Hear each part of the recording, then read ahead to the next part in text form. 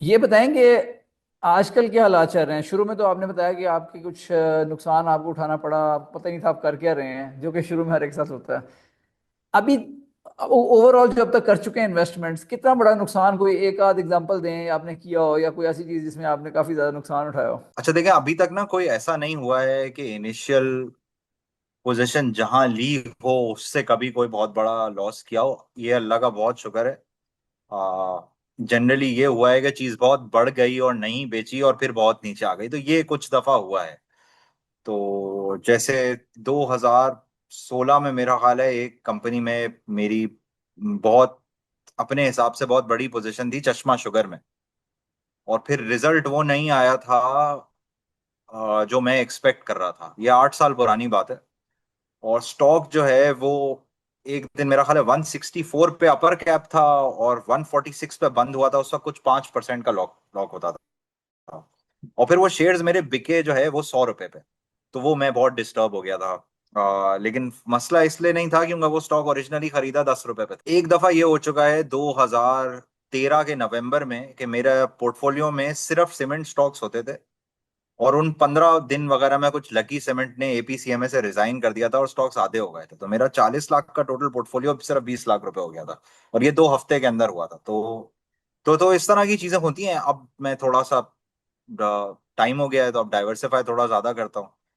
अब ये सोच, और हम क्लाइंट्स को भी ज़ाहिर है यही कहते हैं कि भाई आप ये सोचो कि एक स्टॉक में अगर आप कोई इस तरह की चीज करते हो तो कोई एक स्टॉक में जो लॉस हो वो पोर्टफोलियो का एक छोटा परसेंटेज होना चाहिए। तो अगर आप 10% ही एक स्टॉक में, तो the max that you can loose is 10। Pakistan में जनरली कंपनियां बंद होती नहीं है।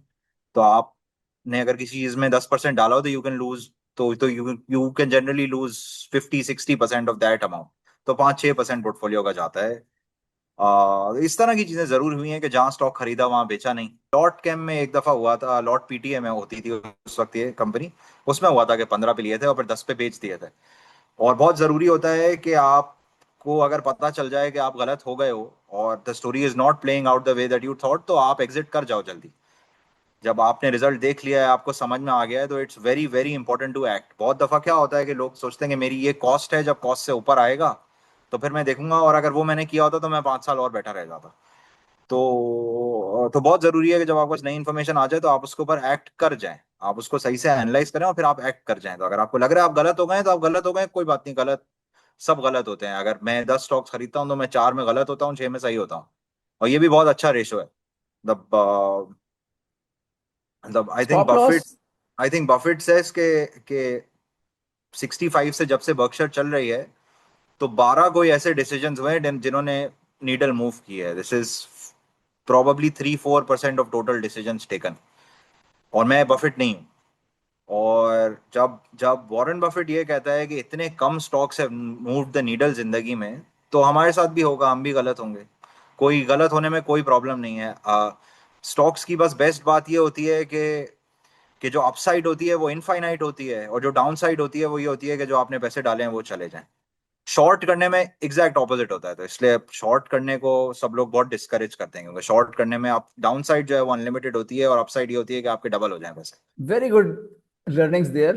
जो आपने बात की है, इसमें जो दो तीन आपने इंस्टेंट्स बताए हैं, जो मेरे लिए इसमें लेसन्स हैं। एक तो ये कि एक बुक मैंने पढ़ी थी, psychology of money, Morgan Housel की। तो उसमें यही बात थी कि आपने लॉस इतना करना है कि आप सरवाइव कर सकें। The only thing that matters is कि आप, ये ना हो कि आप मार्केट से आउट हो जाएं। आप तभी बिल्कुल। सक्सेसफुल हो सकते हैं जब तक आप मार्केट में रहेंगे। अगर आप ना मार्केट से बाहर हो गए, इतना ज्यादा आपने रैश मूव किया कि आप सड़क पे आ गए, अब आपके पास, you have lost everything, you financially devastated, तो फिर आप दोबारा उठ नहीं सकते।